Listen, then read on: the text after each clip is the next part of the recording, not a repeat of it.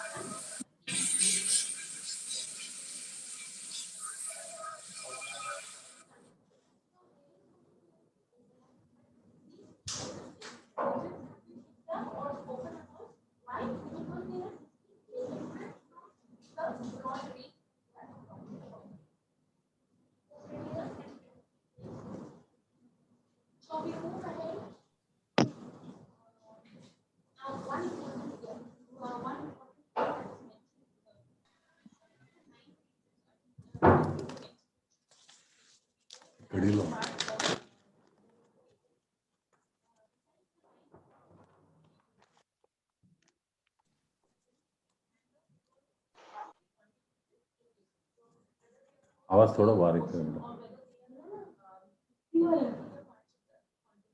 तुला ऐकू येईल इतकं?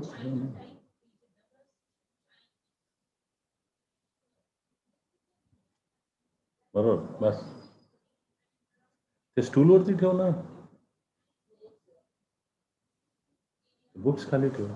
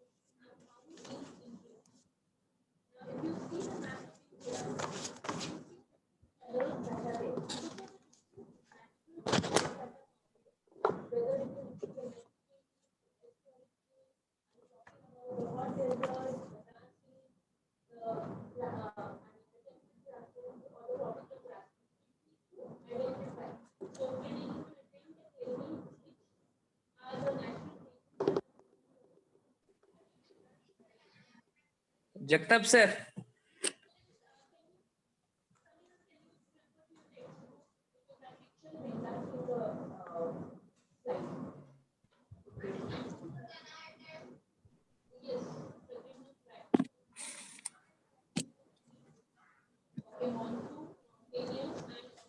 Hello Sidhu sir. हाँ sir, good morning and welcome sir. हाँ, good morning, good morning.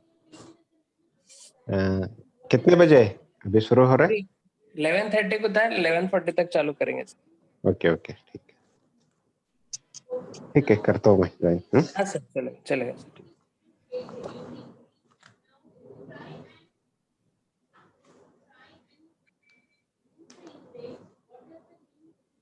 Nikhil,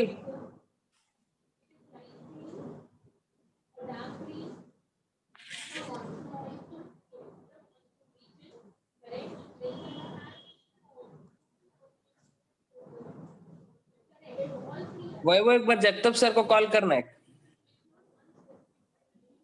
Yes, sir. Yes, sir.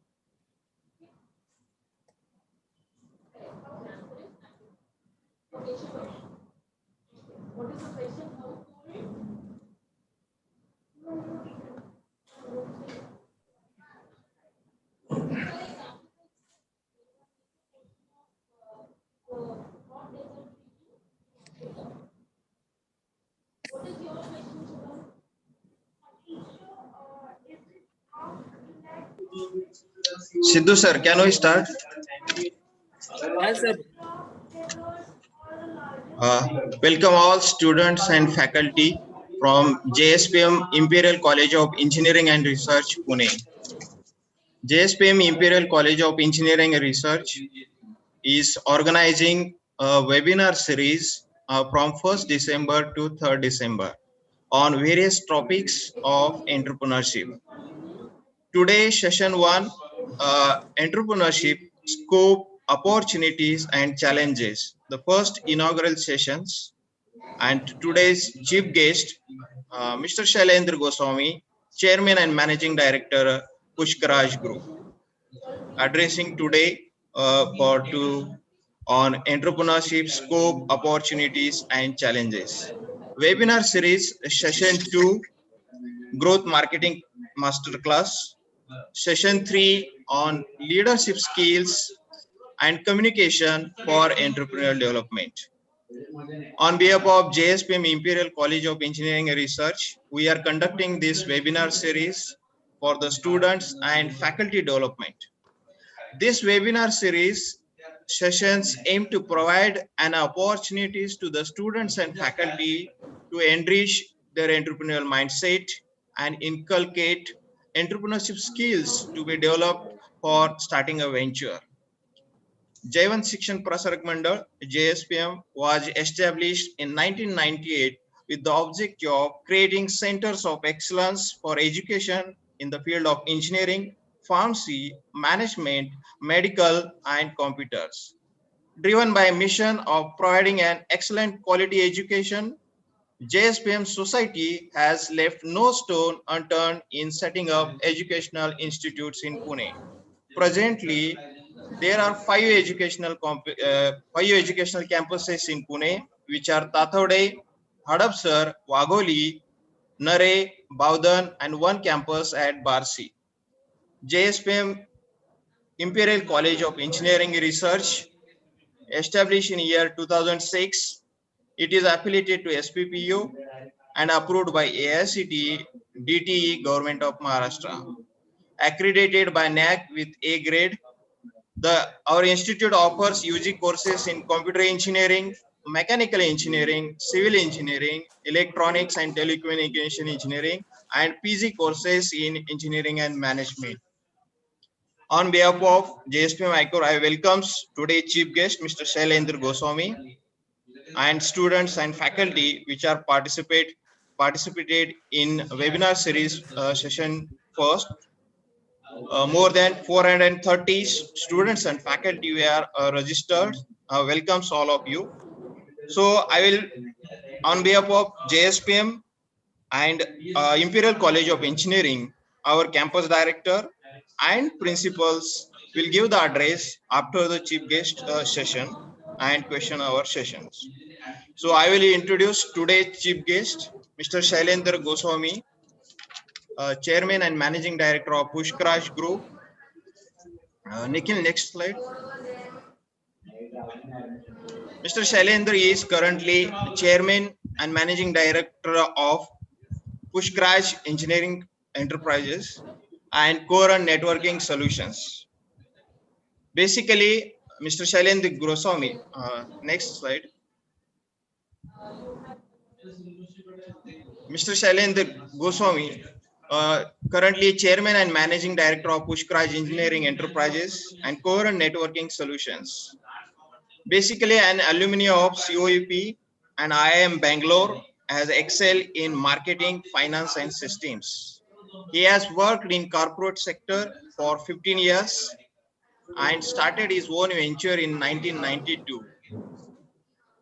Shailendra has a rich industrial experience in marketing, manufacturing, operations, cost-effective business strategies, and starting greenfield projects, consulting, mentoring, and advising MSME sectors on business development. He has been a role in establishing markets and manufacturing facilities in India for his overseas principles. Shailendra has been instrumental in helping MSME in setting up joint ventures in India by collaborating with the various companies. He has been helping MSME on business strategies, creating profitable business models,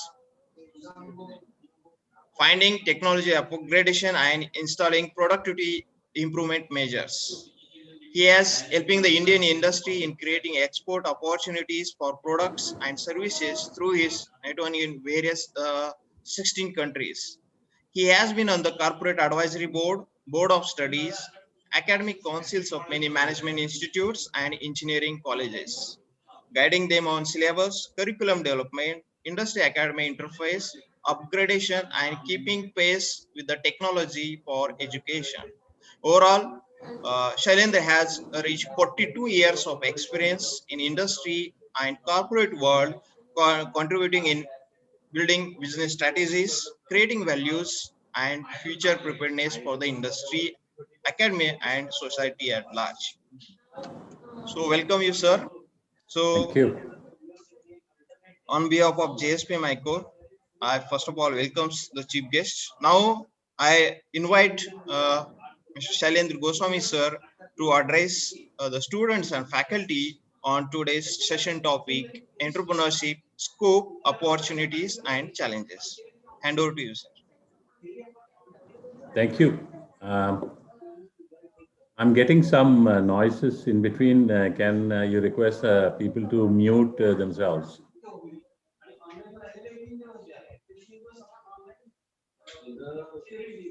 Sanjay, Nikhil, Oh, yes, sir. could you please Nikhil, mute? Siddesh, and Vaibhav, please take care of these technical aspects as guest is instructing. Yes, yes, sir. So go ahead, sir. Yeah, for inconvenience. thank you. Good morning, ladies and gentlemen.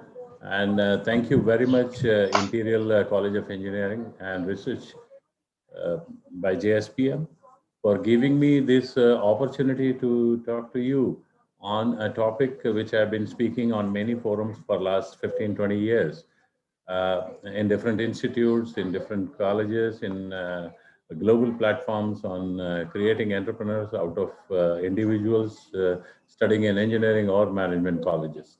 Now, when we are spending so much of time, or I have been spending so much of time, you would necessarily ask you what is the need or why I am advocating that people should be looking at a possibility of becoming an entrepreneur rather than getting a job. So my first principle is that you should be a job giver rather than job seeker. Why job giver? Because there is an unemployment, there is not sufficient employment in the marketplace.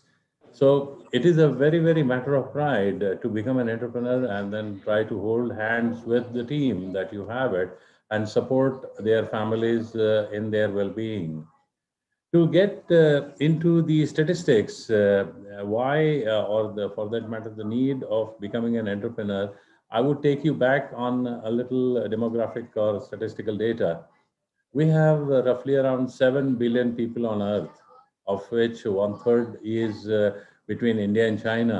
And India alone has 1.3 billion people as a population, of which roughly around 50% of it is very young, and which is between age group of 25 or 30 or somewhere around that, or maybe 20 to 30 age group if we take it. Now, these are the people who will be joining the workforce very, very shortly. So 1.3 billion and 50% of that becoming a workforce in the coming 4 to 5 years time, which would roughly mean around 650 million people. So what we are talking is 65 crores of people who will be really looking out for jobs. Now, if we really look at it, government has been doing a lot many investments in the infrastructure or in creating jobs. There are private players also who have been investing in large projects trying to create jobs. There are a lot of IT companies who are trying to create jobs. But then all these put together are not going to be sufficient for those 650 million people who will be joining the workforce. So naturally, there will be a whole lot of people who will really struggle to get those jobs. To add to that, I would say that there is a concept called productive employment. Now, if we say a productive employment, when I go for an interview in any college, for example, out of 10 candidates, if I interview, hardly around a candidate, one or maximum two candidates are suitable for that kind of employment. So that is called as a productive employment. And the statistics for productive employment is very, very lopsided in the sense that for engineers, the statistics is around 10 to 12%. So of the 100 engineers, only 10 to 12 get employed because of their skills or whatever. Rest 80, almost they remain unemployed. Or for that matter, the MBAs, the postgraduate management students, they have an productive employment statistics of roughly around 15%. That means 85% of them cannot be employed. Now, if you really look at this chunk, this is quite a big chunk. So if I say that more than 40 to 50,000 people are graduating in India, approximately, not 40 to 50,000, many more, 40,000 university or colleges are there. And there are more than number of universities which are churning out the boys, the number is mind-boggling, of which if we say, even if that 70% of them cannot be employed, that becomes a very, very large number. So statistically, if you really look at it, it's a big red signal, which is really looking at us. So we have to find ways and means of doing things. Now, there is another angle which has been added to these two things. That is that since beginning of March, we have experiencing a pandemic, COVID, and that has caused virtually a pause in the system. In the sense, everything has come to standstill. So is the industry. The industry has come to standstill, and for last 6 months, everyone has been operating between 30 to 50% of the capacities. Only after Diwali, in the festivities, the demand picked up, and that is where the productions have revved up to a level of 60 to 70%. But then we are not coming anywhere close to 100%. If we really look at it, Indian figures are really encouraging compared to the population. If we take the ratio part of it, 1.3 billion, and the total number of people got affected. So the total statistics of Indian getting affected is only 0.9 million, as against 1.3 billion population, which is very, very less. And the mortality rate is also hardly 1.5%. India not being affected so much domestically, there could be the industry which is still suffering and they cannot go beyond 70%. But then if we look at it, that Indian companies do not do business only in India, they do business globally in Europe and in America as well. So Europe, you must be reading it, that 5 of their major countries, France, Italy, Spain, Germany, and UK, are under lockdown. Their second wave has come in because of their winter. And in America, almost daily statistics is more than 1 lakh or two. So America is not doing well as far as industry is concerned, or for that matter, Europe is not doing well. So the Indians who are dealing with Europe and America are also not doing well, which means what? On an average, around 50 to 60% of performance levels are there. So what we say, it's a global recession. Now, the moment we have a global recession, or for that matter, an ordinary recession within domestic industry also, the first tendency is to get the concept of retrenchment on board. How do we reduce or how do we control costs? So the first cost, a variable cost, which is there, is the workforce or the manpower. So remove as many people as possible. So again, there is this adds up to job losses. So why I am saying all these things, that people must understand that it is not going to be that easy, that the institute is graduating you. That does not mean that they will be able to provide jobs. So we as students also will have to proactively support this concept of employment via jobs or via entrepreneurship. And this is where I personally feel that entrepreneurship becomes an obvious choice, that you have an idea, you have those skills which we will discuss. Okay, what are those challenges and the skills which are required to become an entrepreneur? If you do have anything closer to that, you are in the game. So you become an entrepreneur. So that is a very, very satisfying experience. So having understood the need, or for that matter, the why part of it, let us look at the scope of becoming an entrepreneur, or what we say is the opportunities. Or the scope can be divided into four categories. Really look at it. One is the MSMEs. MSMEs is the micro, small, and medium enterprises. So anybody starting in an entrepreneurship cannot start on a large scale or a medium scale. It has to be on a smaller scale. So this is one sector of industrial configuration that we have to look at. Then there is another aspect of selling services, that services can become a part of an idea of becoming an entrepreneur. And then the third one could be selling products. So you could have a product and then you could go into the marketplace and sell it. And the last one is the manufacturing. I keep manufacturing as the last because it is very, very labor and finance intensive. Whereas the earlier two, selling services or selling products, are totally skill intensive, in the sense that if you are a good person having those kind of skills of selling, you could either sell products or you could either sell services. For selling services, you need to be service minded, and that is where the services really becomes a little typical. For products, you need to be an extrovert, you need to be a good marketing man or somebody like that. Now, the sectors in which this particular scope could be available would be industrial sector, there could be a agriculture and allied sector, and there could be services sector. Now, let us examine what exactly it means to be in the industrial sector. Now, industrial sector could be, as I said, that you need to be in the MSME sector, that is micro, small, medium, and enterprises, which contributes almost 40% in the Indian manufacturing scenario. All the MSMEs put together, they are really contributing very, very heavily in manufacturing. And that is where this sector becomes very, very important when we really look at industrial sector. Industrial sector necessarily means manufacturing, because industry means a setup where there are a number of people who really create some kind of a product or service. Now, there is another concept which is coming up in India, that is Make in India. And why Make in India? Because we want to be, in the language of Prime Minister, become Atmanirbhar, or vocal for local. These are the things which are getting introduced day in and day out. For the last 5 years, we have been discussing that everything that we do should be made in India, or we should not really resort to imports. And this is where this Make in India concept has thrown open a lot many opportunities. These smaller components to bigger assemblies or bigger products. So one can really look at the opportunities in under Make in India as to what all is being imported and what all they can do it as a part of entrepreneurship in creating a Make in India concept. Now, creating an MSME as an entrepreneur, you can create employment. That's what I said, that you could be an employment giver rather than taking. Then how does one get into the industrial sector? You need to have either a technology or an idea.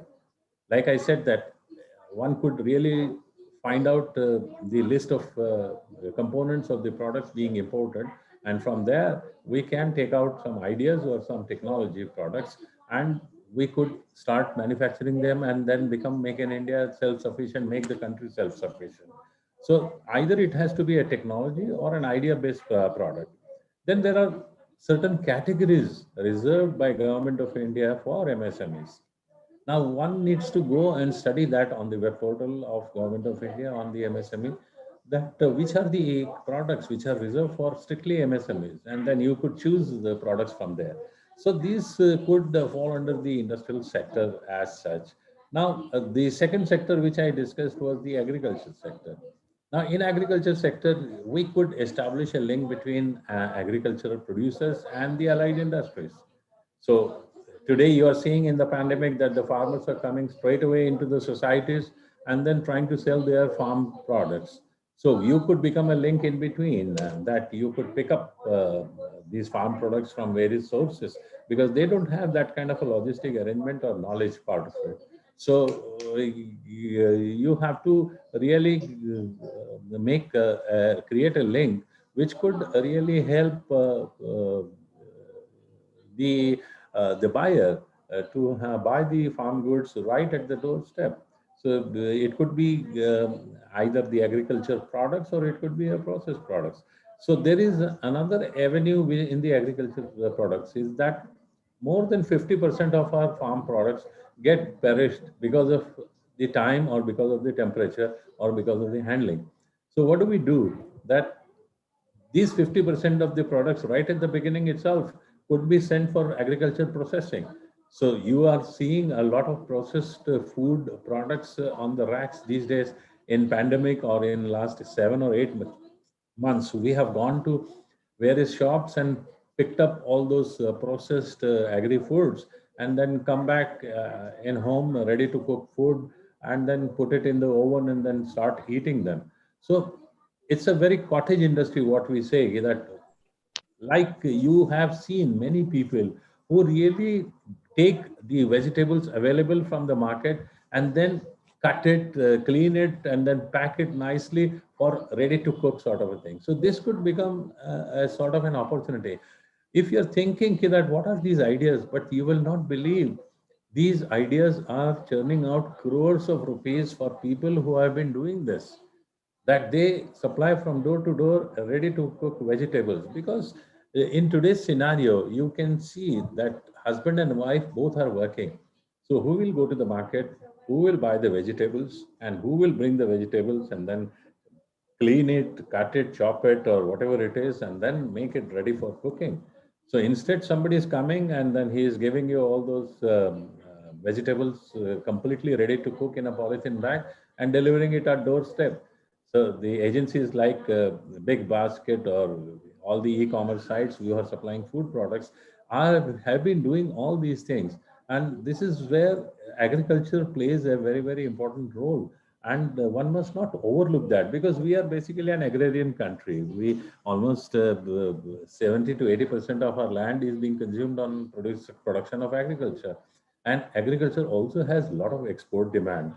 There is another aspect of concentrating or focusing on agriculture, is that government supplies a lot of financial aid to people getting into agriculture. There are a lot of benefits on taxation and whatnot. So if one needs to get into agriculture, you need to get into the government websites on incentives for becoming an agriculturist, or for that matter, getting into an agricultural sector as an entrepreneur. And then you will find out many, many avenues available there. Becoming an entrepreneur does not mean that you should be only in the industry, or you should be creating a product, or you should be manufacturing. But then these are the avenues which are available. The trading can also become, as I said, the trading of finished products either directly by the farmers, which is getting done, or it could be done by a wholesaler or a retailer. So you could become a wholesaler, or you could also become a retailer. And there is a lot of opportunities for exports for the agriculture producers, because we produce a lot many seeds, we produce some typical vegetables, which produce typical fruits, which are getting regularly exported in the countries where these fruits are not produced. So one needs to really sit down, do his or her own desk research, and then they will understand that there is a lot more of scope in agriculture. Please do not neglect agriculture. I'm telling you, This is very simple. It does not require a very hot technology brain or something like that. It's a very simple common sense that somebody can apply. A person who does not want to really get into all those intricacies of technology and things like that, they can resort to this kind of business avenues or becoming an entrepreneur in agriculture sector. The third sector, which is very different, but very remunerative and productive, or you can say giving a lot of good earnings or profits, is the service sector. And these days you have seen that you travel in Ola or Uber. Have you ever talked to the driver in Ola or Uber? Have you ever asked him what is his monthly earning? In spite of that car not belonging to him, that he has to pay certain rent to the owner, but then a monthly earning of 30 to 40,000 rupees is there with a driver in the Ola or Uber taxi. So services could be anything. What we say in management terms is the gig workers. Gig workers is what? Somebody is doing time-based this thing. He chooses the time. An Ola driver chooses his time. He says that I will drive between afternoon 3 o'clock to night 10 o'clock. So there are no timings. The next day he may drive in the morning 7 to 10.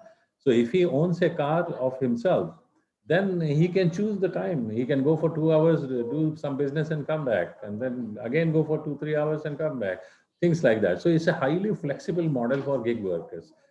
Second aspect of gig workers of the service providers is the Zomato, or for that matter, all these big baskets and other e-commerce people who have been really doing the food delivery and whatnot. So this is a services sector. It's a big business. In last 8 months, a lot many people have realized, you yourself have realized, that you go on an online shopping with Amazon or Flipkart or whatever, then you order something and somebody comes and delivers it at the doorstep. So that boy may be employed by somebody who is a service provider, but then that boy himself can become a service provider himself and could be an entrepreneur himself. So services is something which is very important. So services can be in tourist and taxi services. It could be in hotels. It could be anything concerning, for example, a simple laundry, dry cleaning, or a beauty spa.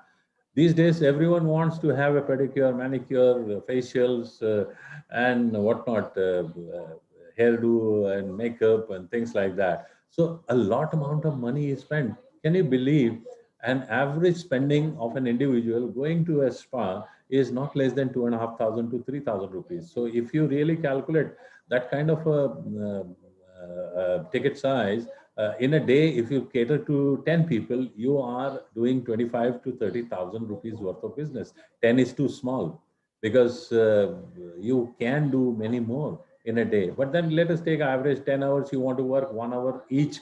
So 10 customers, and at 2,500, you are earning 25,000. Of course, this is not total earning. You need to provide for the expenses of the establishment or the rent and things like that. But nevertheless, even if I take out 50% of that being an expense, so you are retaining 10 to 15,000 rupees per day, which is roughly around 4.5 lakhs of rupees per month.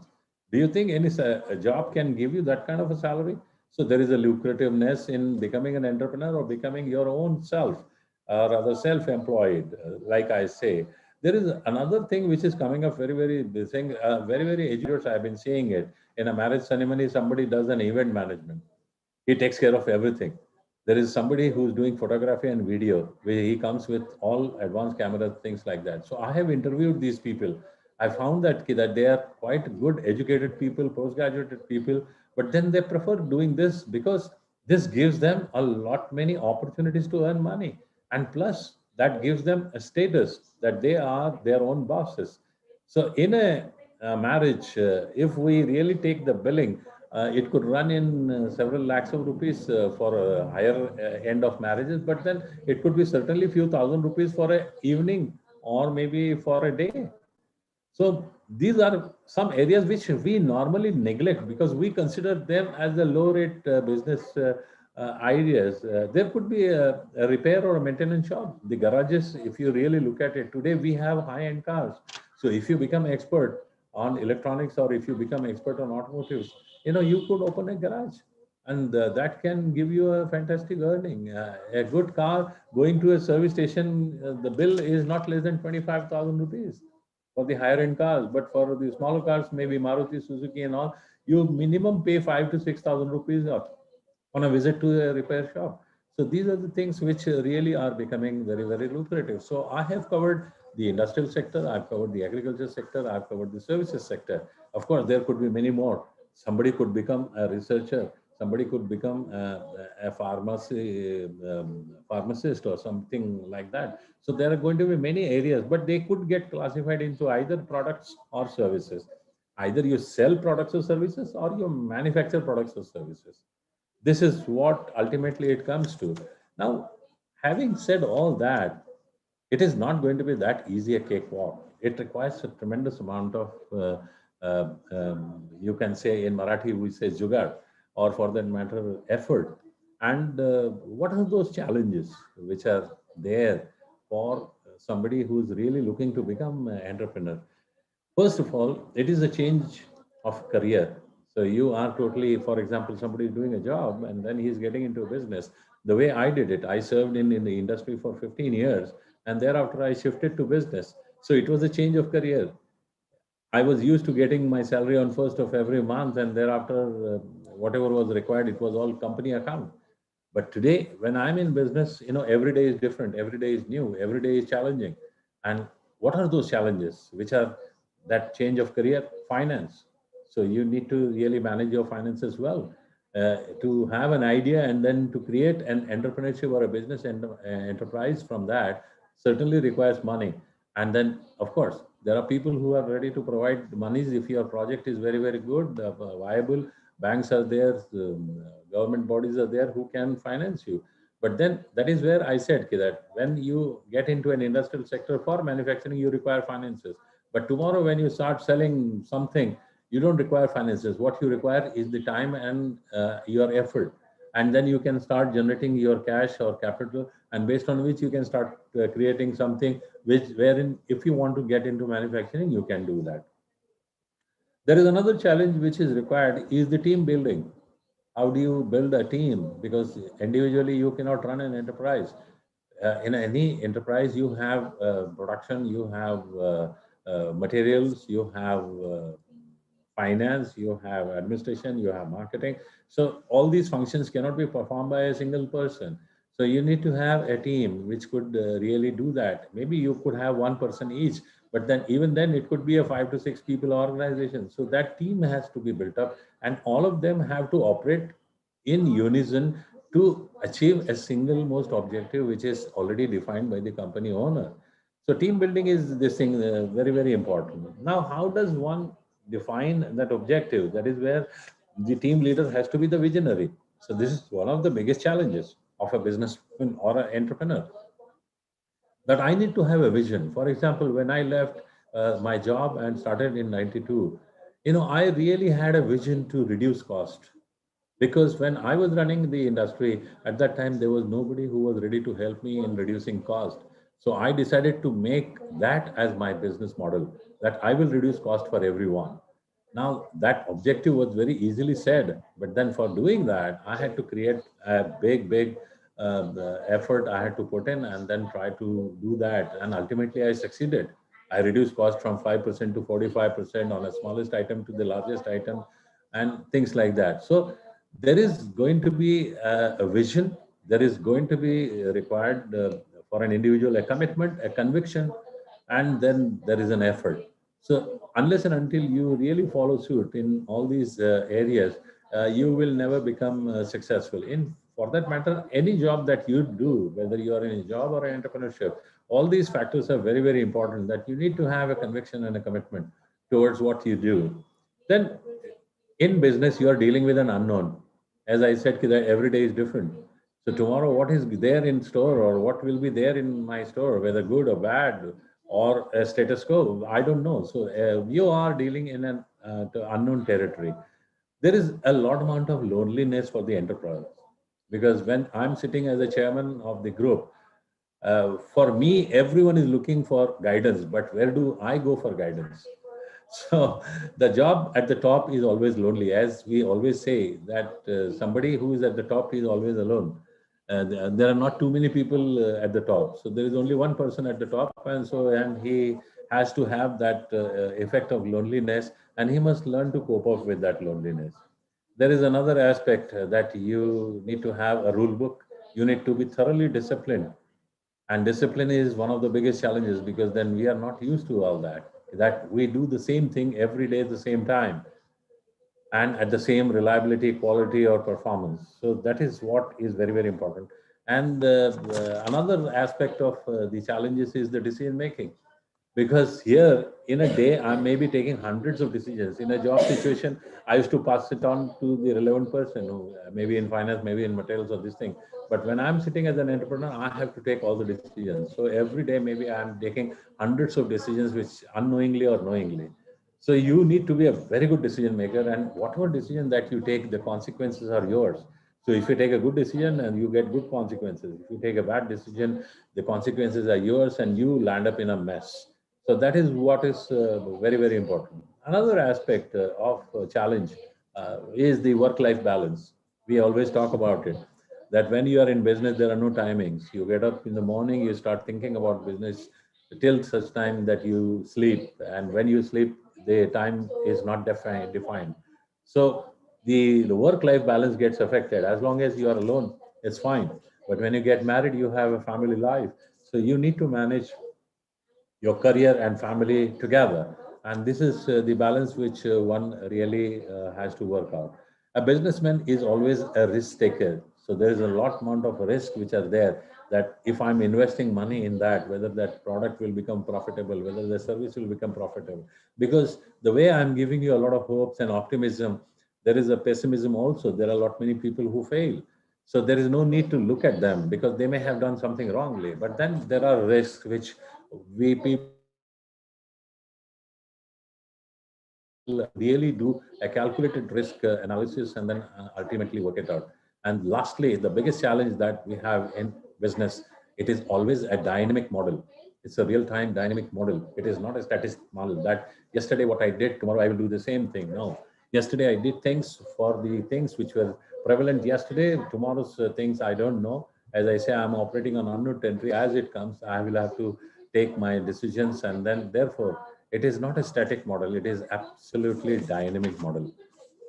Having said all that, what do I say in summary? Because I would like to take a few questions. Therefore, I would like to take some conclusions. That institutes who are teaching students have to play a very, very vital role in building careers of students. Now they can build the careers based on the aptitude test who can take. So there could be, by virtue of aptitudes, you can define a particular characteristic of a student. You know, I've been doing it for several companies. We do a psychometric analysis based on which we can evaluate a personality, and if JSPM requires that kind of support, we can work it out. So initially, you will have to first of all analyze the students and their characters and their characteristics and their aptitudes.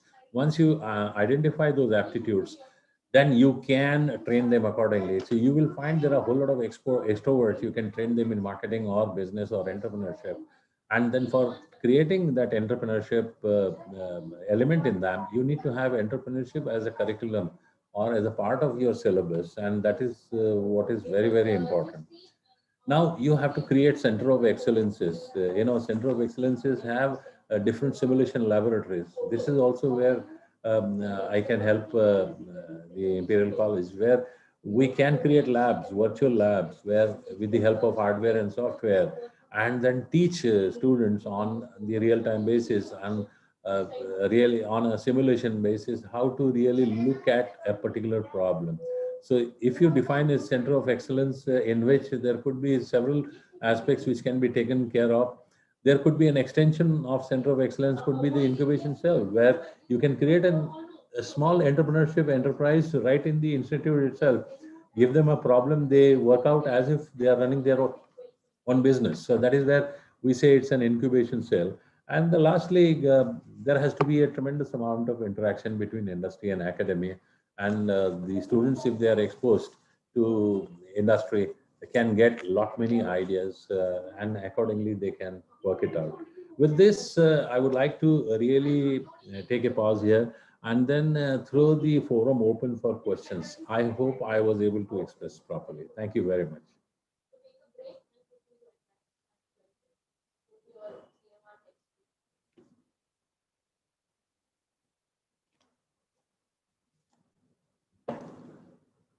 Sanjay?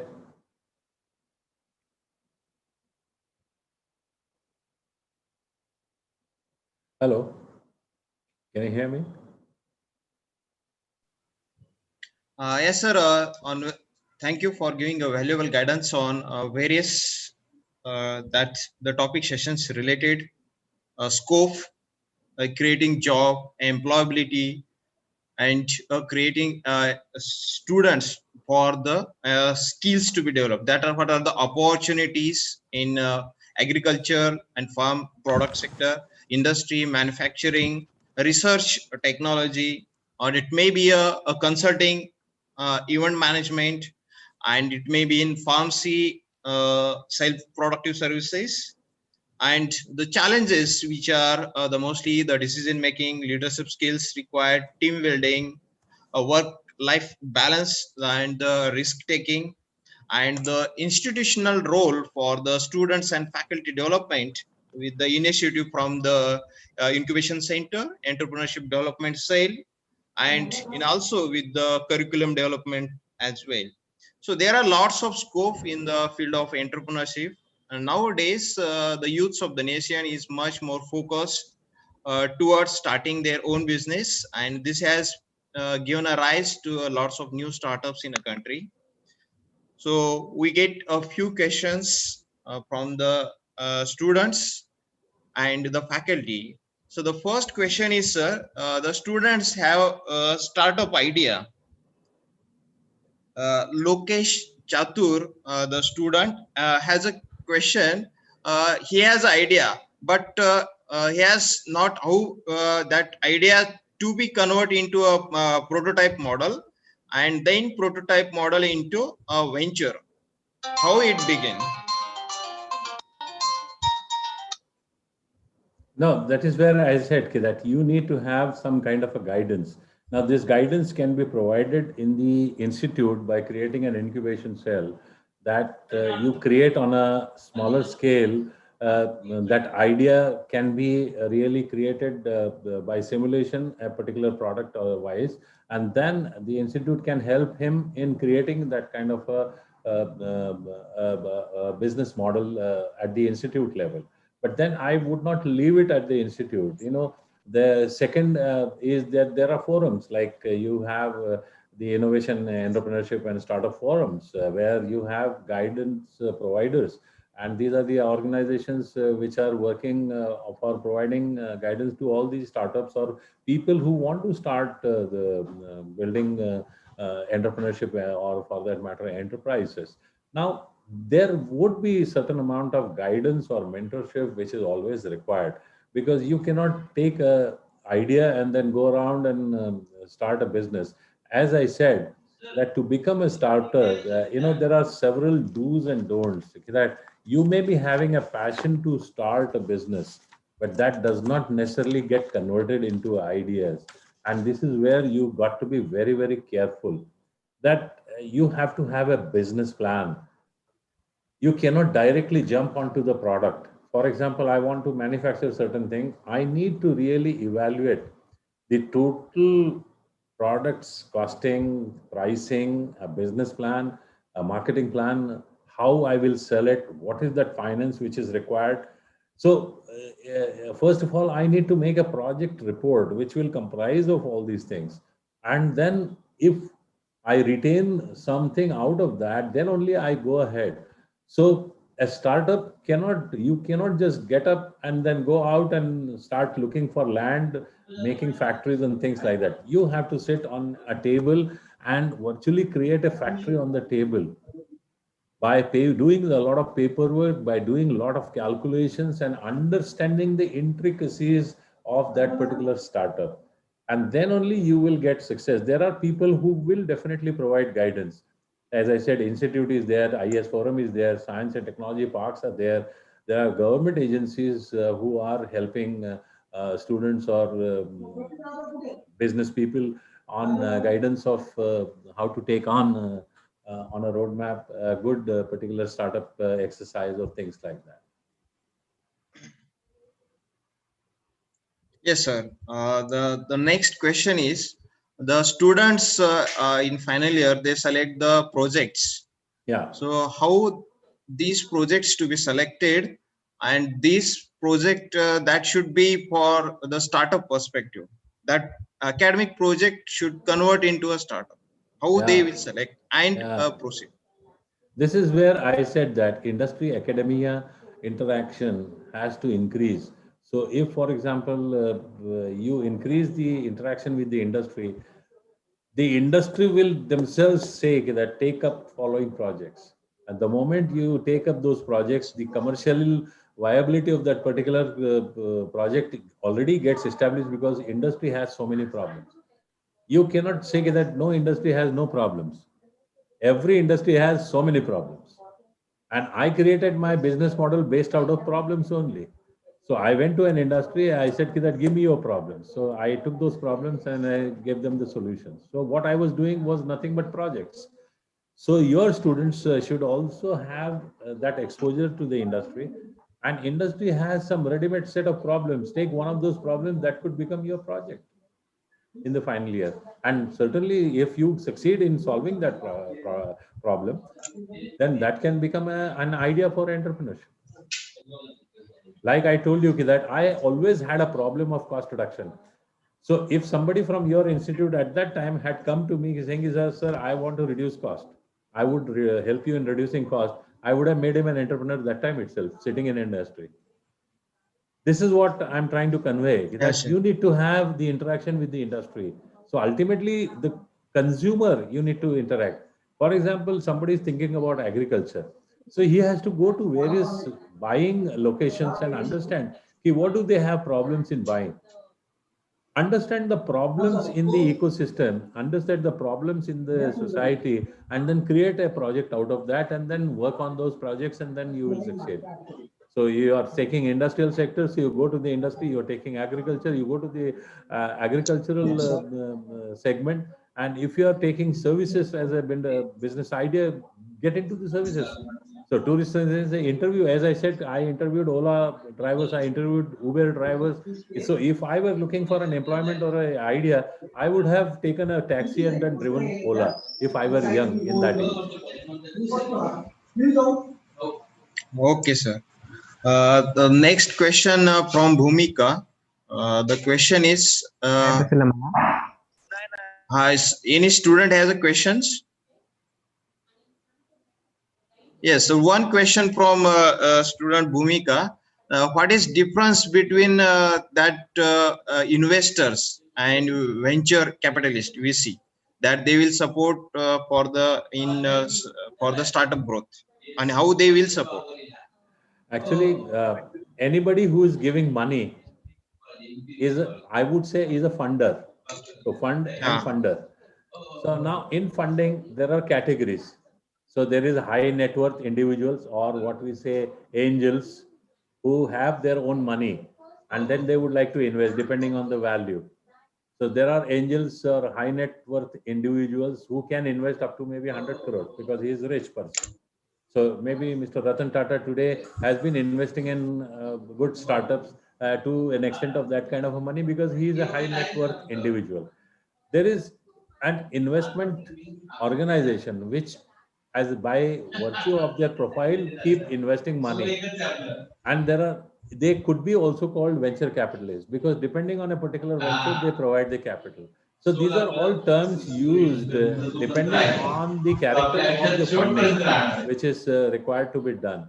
So there is another avenue for funding. As I said, that there is science and technology park. They do for provide the seed capital for the new startups, and then they evaluate the business plan, they evaluate the viability, and then they try to work it out. So the government funding agencies are there, banks are there, There are non-banking financial institutions are there. So there is a whole list of such these things. So don't get involved into all these synonyms. You need to have a project. He need to have a viable project which has a good business plan. Anybody will fund you on that.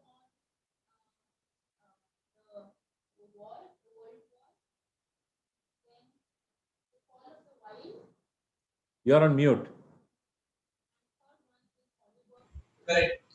The question from the student is, sir, based on product or service based startup, how to make that market survey, that the need of the customers or clients, how to identify it? Well, doing market research is a science. You can read any book; they will tell you the steps. Meaning, there's nothing great about that. As I said, ki that when you are doing a business plan, you have to evaluate the viability of that project. The viability of that project will depend on the cost, which you can do it sitting on the desk. But what is going to be the demand for it? So for evaluation of demand, you do the market research. So if suppose tomorrow you are going to get into agriculture, so you go and survey all the buyers and then find out what all they require. Like I had given an idea to as a person who was selling fish. I had gone to a fish market where he was sitting. He says, "Sir, how do I evaluate?" So I had given him a simple idea that you have a list of 300 customers, go to them and check with them that what is their general shopping list, and accordingly you feed it into your computer and then evaluate and create a database, and based on which you can create a demand pattern. Based on that demand pattern, you can create the viability or the feasibility of that particular project. And this is what is a simple this thing. But if you really want to get into how to evaluate demand or market researches, you must read a good book. There are several books on market research.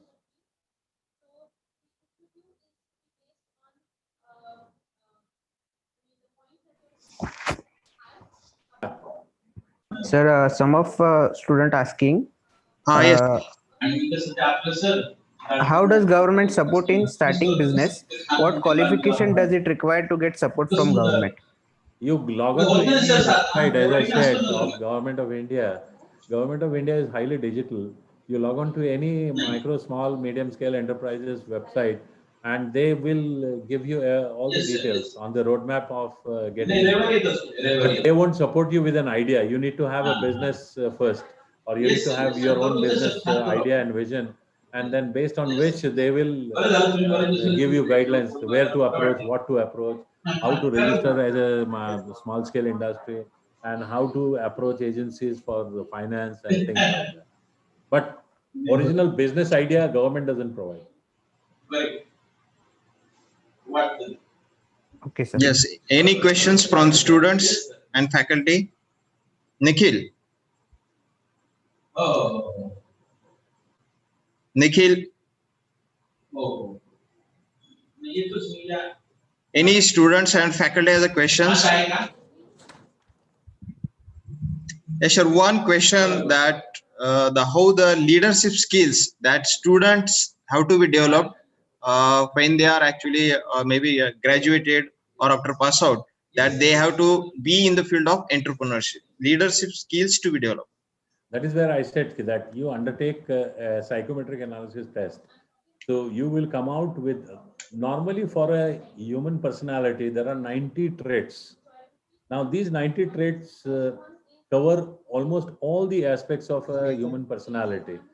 In that, couple of traits could be for the extroverted personality or leadership personality. Now those traits, if under the evaluation come as positive or they come with a good score, then you can go towards becoming a leader or something like that.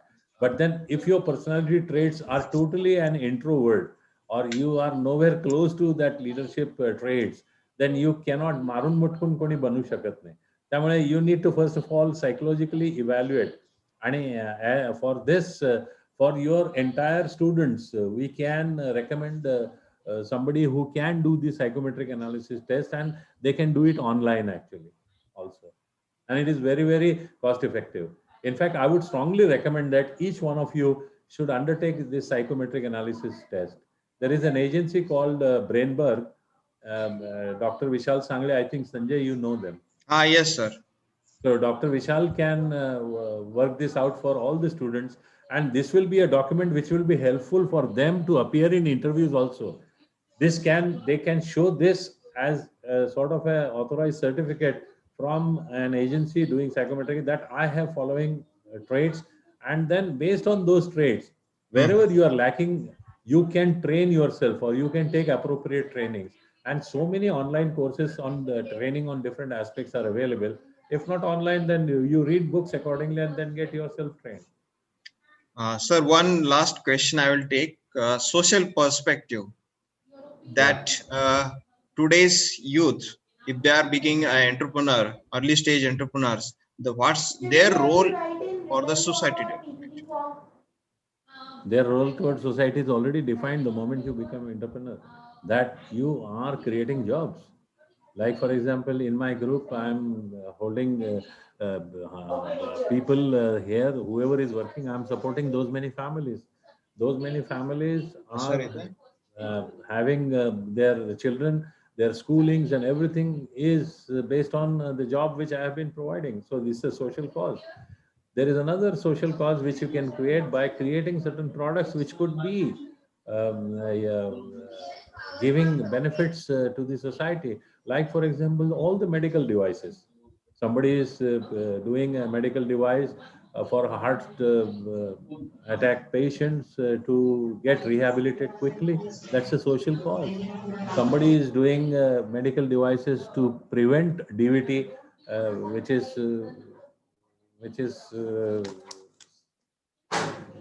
helping the patients to recover much fast out of those diseases. So these are social causes also. For example, you are helping the farmers to distribute their goods in the societies or in the urban area. That is a social cause, because a farmer doesn't understand English, or he doesn't understand management, or he doesn't understand the intricacies of urban culture. And this is all social objectives. Basically, an entrepreneurship is a social objective.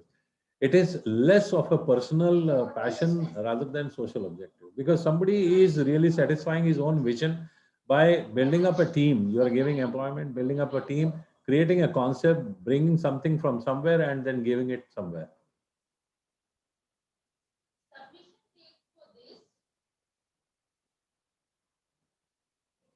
You are muted.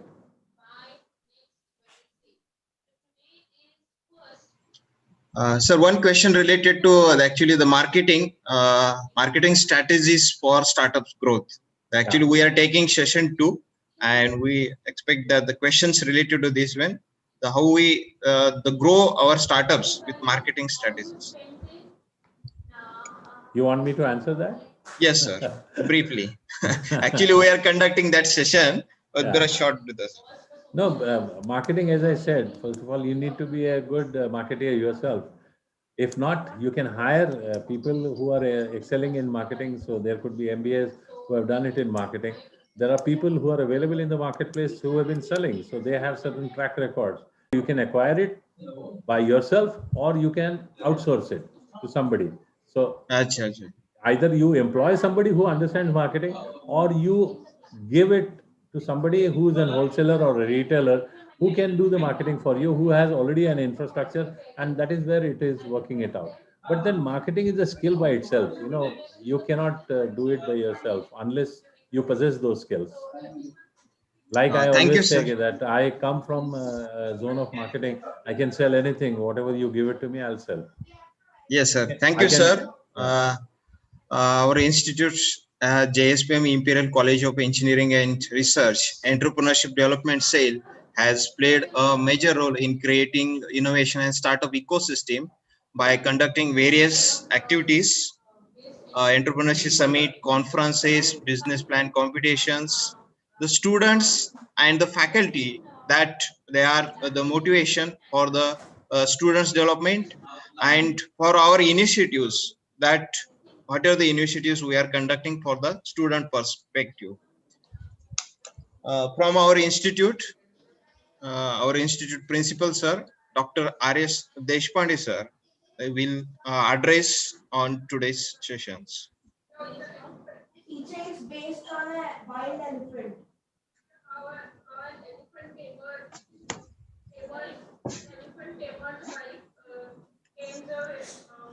Hello, good afternoon, sir.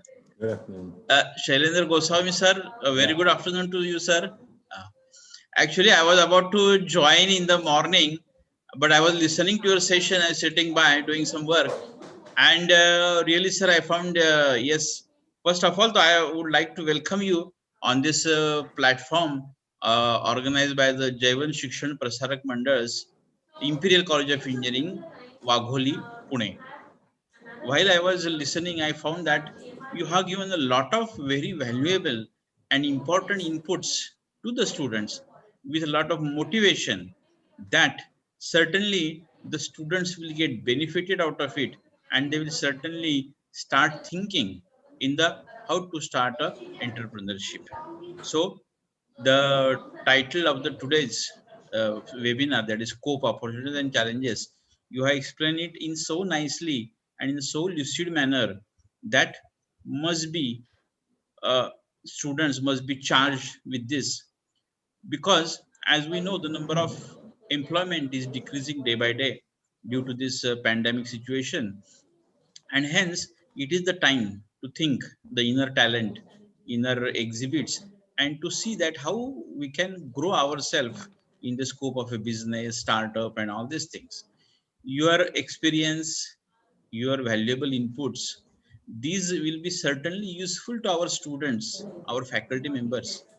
As I see here, 100 Zoom capacity has already crossed, but the students are also listening on the YouTube. All the students from our institute, Imperial College, as well as some students are there from other colleges also. And uh, I must express my sincere thanks to you, gratitude to you, because you have given your so much valuable time and given inputs to the students that will be certainly useful to them. One thing I would like to mention that I have also gone through your total biography. It is so motivating and encouraging, and it is just like a role model to our students that what a person can do in his life in case of the manufacturing or entrepreneurship development and so on. But sir, we would like to continue this journey. I will say that maybe this is the beginning, and we would like to keep a good liaising with you, so that out of this, the students, those who have listened, some of them will get motivated. They will come up and they will ask for their real difficulties, their problems, their queries, and at that time, we both, you as an experienced person from the industry, and I am from the academics, we will try to solve their problems and we'll see that how manpower or entrepreneurs can be generated in the society. And I feel very happy today that yes, the today's session has given some insight, some direction to the young generation in this COVID situation. And one must say that though there is a lockdown in the society, but there is no lockdown for the learning, teaching. There is no lockdown for your ideas, innovations, creativity. On the contrary, whenever your mind is empty, you're not busy for the most of the things, you can get a plenty of ideas, starts up, and all this thing in your mind. So certainly, sir, the stimulation that you have given to the brains of our students will bring fruits. And as a head of the institute, I would like to thank you from my bottom of heart for your good guidance. And in future, we will keep good association so that through our cell, that is a entrepreneurship development cell, and Mr. Jagtap, who is also a very active member, who is in coordination with you, the young members like this, they can help us to bring the students up and inculcate the good qualities in them and to accept the challenges of the future. Actually, that will be our assets if we could able to create good entrepreneurs in that case. Sir, thank you very much. Thank I'm you. very much thankful to the organizers also. Jagtap sir has also taken a lot of efforts, and we can do this program, a nice one, successful one. But we'll be expecting more success, more case studies in coming future, and certainly, Shailendra Goswami sir, your cooperation will be required in this case. Thank you once again. Thank Thank you you. very much for your valuable time, sir. Thank you. Thank you, sir. Thank you.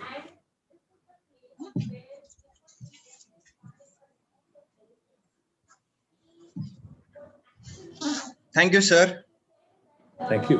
Okay, sir. Thank you. We get more response from the students and faculty, and mostly IES forum, Innovation Entrepreneurship Startup Forum, faculty participations, and the students from respective institutes. Bharati Vidyapeeth, AISSM, IOIT, some colleges students are participated actively, and definitely upcoming webinar series sessions, we are looking forward their involvement. It's my pleasure to give that vote of thanks. First of all, I will thanks the today's chief guest that very nicely delivered the sessions, guided and motivated the students. Thanks to our founder secretary, Dr. P.J. Sawant sir, our campus directors, Dr. V.M. Kayande, Dr. S.N. Patil, and our institute principal sir, Dr. R.S. Deshpande, for giving constantly support and providing inspirations to the students and faculty. Thanks to the mechanical engineering department, mechanical engineering student association MESA. They have actively coordinated and effectively implemented this webinar series per session. And thanks to all other departments, computer engineering, civil engineering, and PNTC. Thanks to the faculty for their support, and thanks last but not least, the students from various institutes and faculty. Thank you all. For upcoming webinar series, I will give the briefs. Nikhil, first slide.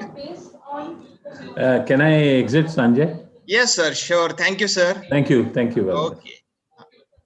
First slide.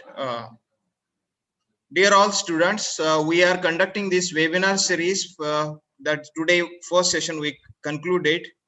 Tomorrow session 2 on growth marketing class, how to grow your startup using experimentation. At tomorrow 4:30 p.m. the webinar sessions link on YouTube also, and Zoom meet also link. So both the links will be shared to you. And session 3 on leadership skills and communication for entrepreneurial development, and on Thursday 3rd December at 4:30 p.m.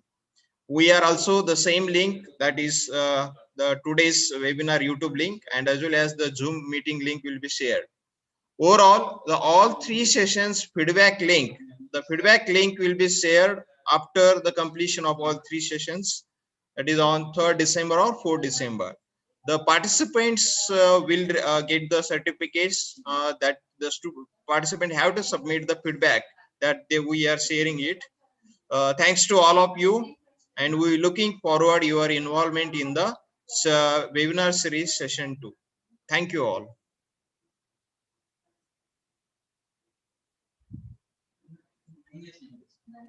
Nikhil, end the meeting.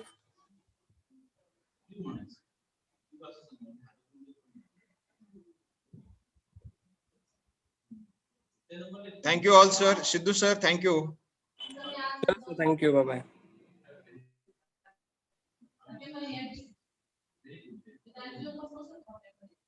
Nikhil, end the meeting.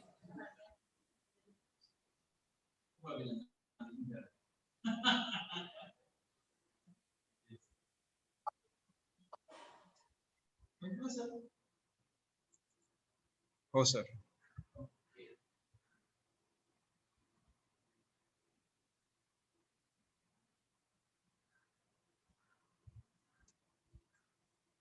Nikhil झालं का? And केलं ना? Nikhil. Hello.